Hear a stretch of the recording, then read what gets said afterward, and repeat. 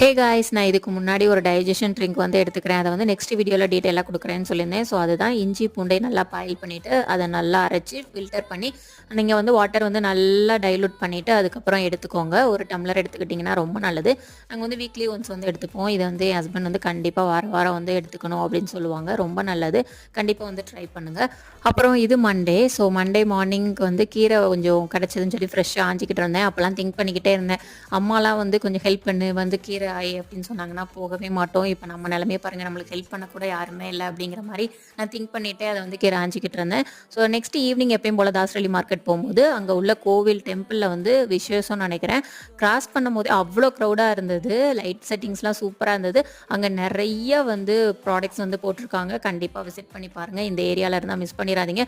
ரொம்ப அழகழகான டாய்ஸு நிறைய ப்ராடக்ட்ஸ் வந்து போட்டிருந்தாங்க. வீட்டுக்கு தேவையான பொருள் எல்லாமே. கண்டிப்பாக விசிட் பண்ணுங்கள். இந்த மாதிரி வீடியோக்கு சப்ஸ்கிரைப் பண்ணிக்கோங்க. பாய்.